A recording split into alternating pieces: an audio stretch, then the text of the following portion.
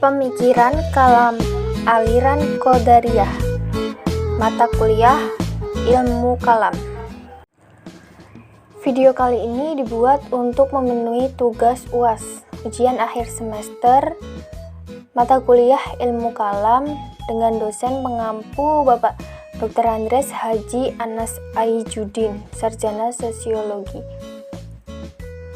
Yang disusun oleh saya pribadi, Iyun Mahmuratul Falakiyah dengan NIM 205221236 dari kelas Akuntansi Syariah 3G Fakultas Ekonomi dan Bisnis Islam UIN Raden Mas Said Surakarta.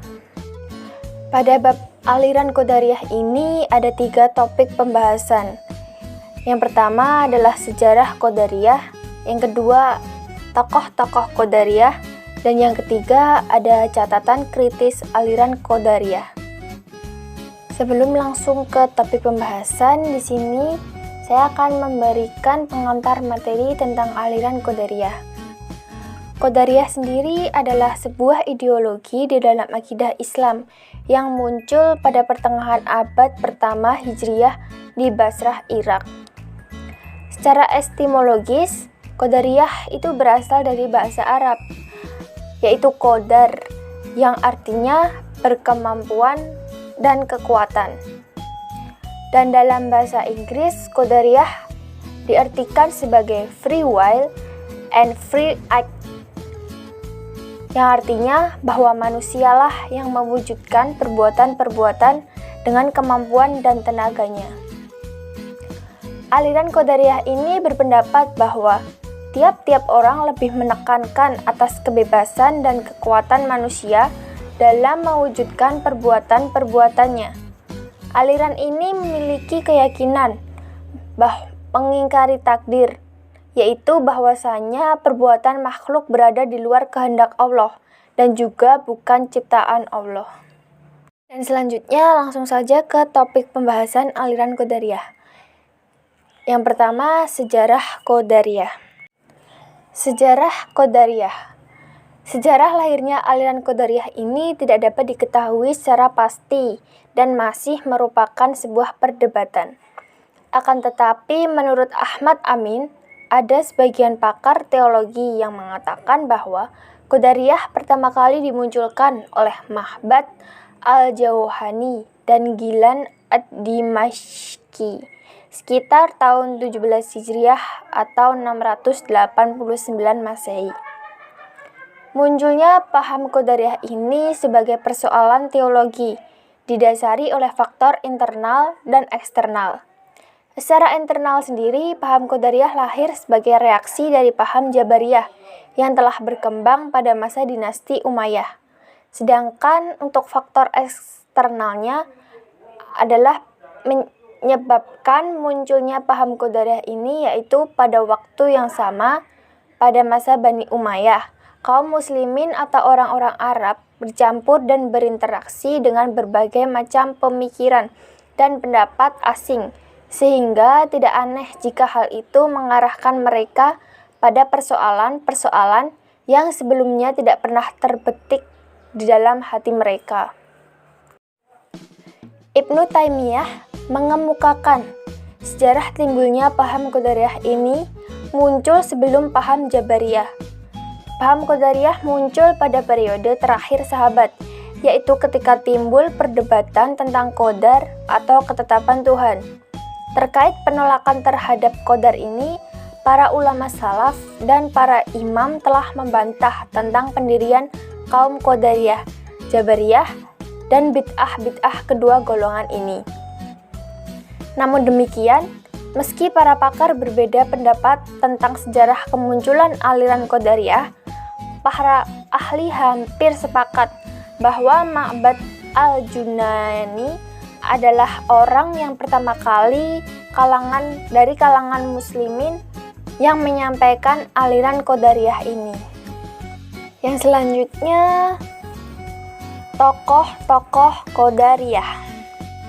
Tokoh-tokoh aliran Qadariyah sendiri ada 2. Yang pertama adalah Ma'bad al-Jauhani Dan yang kedua adalah Ghailan al-Dimashqi.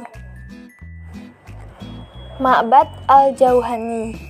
Ma'bad al-Jauhani adalah orang pertama yang menyerukan paham Qadariyah.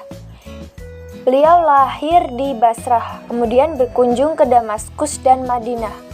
Di dua kota inilah beliau menantang kejahatan dan kezaliman yang dilakukan oleh sebagian khalifah Bani Umayyah.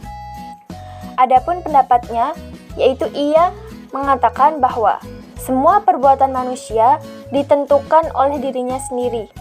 Kalau Tuhan adil, maka Tuhan akan menghukum orang yang bersalah dan memberi pahala orang yang berbuat baik. Karena itu manusia harus bebas dalam menentukan nasibnya dengan memilih perbuatannya baik atau buruk. Seiring berjalanan penyebaran paham Al-Qadariyah ini, Ma'bad al-Jauhani terlibat dalam gerakan politik yang menentang pemerintah Umayyah, dan beliau memihak kepada Abdurrahman ibnu al-Aisyias, gubernur Sajistan, wilayah kekuasaan Bani Umayyah. Pada satu pertempuran, Ma'bad al-Jauhani terbunuh pada tahun 80 Hijriah, dan beliau terbunuh oleh Al-Hajjaj. Ghailan al-Dimashqi. Setelah meninggalnya Ma'bad al-Jauhani, Ghailan ibnu Muslim al-Dimashqi yang dikenal juga dengan Abdu Marwan. Menurut Khairuddin al-Zarqali dalam Sirajuddin Nizar, menjelaskan bahwa Ghailan adalah seorang penulis yang pada masa mudanya pernah menjadi pengikut Al-Haris ibnu Sa'id yang dikenal sebagai pendusta. Ia pernah taubat terhadap pengertian paham Qadariyahnya di hadapan Umar ibnu Abdul Aziz. Namun setelah Umar wafat, ia kembali lagi dengan mazhabnya, dan akhirnya ia mati dihukum bunuh oleh Hisham Abdul al-Malik tahun 724 sampai 743. Sebelum dijatuhi hukuman bunuh, diadakan perdebatan antara Ghailan dan Al-Auza'i yang dihadiri oleh Hisham sendiri. Ghailan ini seorang orator yang handal, juru debat yang mahir. Ia hidup di Damaskus dekat dengan Bani Umayyah, tetapi hal ini tidak menghalanginya untuk menentang pemerintahan Umayyah. Paham ini segera mendapat pengikut, sehingga terpaksa Khalifah Hisham bin Abdul Malik mengambil tindakan kekerasan dengan membunuhnya. Dan topik pembahasan selanjutnya adalah catatan kritis aliran Qadariyah. Qadariyah pertama kali dimunculkan oleh Ma'bad al-Jauhani dan Ghailan al-Dimashqi, di mana corak pemikiran paham Qadariyah lebih mengedepankan sikap rasionalitas, otoritas akal yang sangat berperan dalam segala perbuatan atau aktivitas manusia tanpa adanya campur tangan Tuhan. Dalam filsafat, paham Qadariyah disebut paham indeterminisme sebagai lawan dari determinisme atau aliran Jabariyah. Berikut ada 4 argumen yang membuktikan tentang kebebasan kehendak manusia dalam berbuat. Yang pertama, kehendak merupakan salah satu bentuk keinginan. Yang kedua, tidak ada hubungan kemestian antara tujuan umum dalam perbuatan Tuhan dan tujuan parsial dalam perbuatan manusia. Yang ketiga, tidak pernah menghendaki sesuatu kecuali jika mengandung nilai baik menurut pandangan orang tersebut. Yang keempat, adanya hubungan konsekuensi antara kehendak dengan pengetahuan sebelumnya. Dalil Al-Quran tentang paham Qadariyah itu ada di dalam surat Al-Kahfi ayat 29, yang artinya, katakanlah kebenaran dari Tuhanmu, barang siapa yang mau berimanlah dia, dan barang siapa yang ingin kafir, biarlah ia kafir. Dan yang kedua dalam surat Al-Ra'd ayat 11, yang artinya sesungguhnya Allah tidak mengubah keadaan suatu kaum kecuali mereka dapat merubahnya sendiri. Dan yang terakhir ada di dalam surat An-Nisa ayat 111 yang artinya, dan barang siapa melakukan suatu dosa, sesungguhnya ia melakukannya untuk merugikan dirinya sendiri. Dengan demikian, segala tingkah laku manusia dilakukan atas kehendaknya sendiri. Manusia mempunyai kewenangan untuk melakukan segala perbuatan atas kehendaknya sendiri, baik berbuat baik maupun berbuat jahat.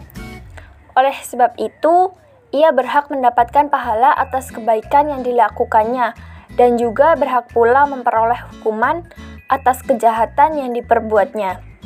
Ganjaran kebaikan di sini disamakan dengan balasan surga kelak di akhirat dan ganjaran siksa dengan balasan neraka di kelak di akhirat. Itu didasarkan atas pilihan pribadinya sendiri, bukan oleh takdir Tuhan. Karena itu sangat pantas orang yang berbuat akan mendapatkan balasannya sesuai dengan tindakannya. Sekilas, pemahaman Qadariyah ini sangat ideal dan sesuai dengan ajaran Islam. Di samping benar menurut logika, juga didasarkan pada ayat-ayat Al-Quran dan hadis yang memberikan kebebasan kepada manusia untuk memilih dan menentukan perbuatannya sendiri. Akan tetapi, jika kita mendalami ajaran Al-Quran dan hadis secara komprehensif, serta memperhatikan realitas kehidupan sehari-hari, maka akan tampak jelas bahwa paham Qadariyah yang tidak mempercayai adanya takdir adalah mengandung berbagai kelemahan dan telah menyimpang dari ajaran Islam yang benar. Dapat dinyatakan bahwa golongan Qadariyah ini hanya sekedar memprioritaskan akal, akan tetapi juga menempatkan wahyu sebagai legitimasi. Oleh karena itu, apapun pemikiran yang dihembuskan oleh aliran Qadariyah tidak bisa dipersalahkan secara serta-merta, karena argumentasi yang diberikan sungguh berlandaskan pada wahyu ilahi, terlepas dari pendapatnya yang sepihak. Dan yang terakhir, ada 4 doktrin Qadariyah. Yang pertama, manusia memiliki kebebasan untuk menentukan tindakannya. Yang kedua, aliran Qadariyah mengukur keadilan Allah dengan barometer keadilan manusia.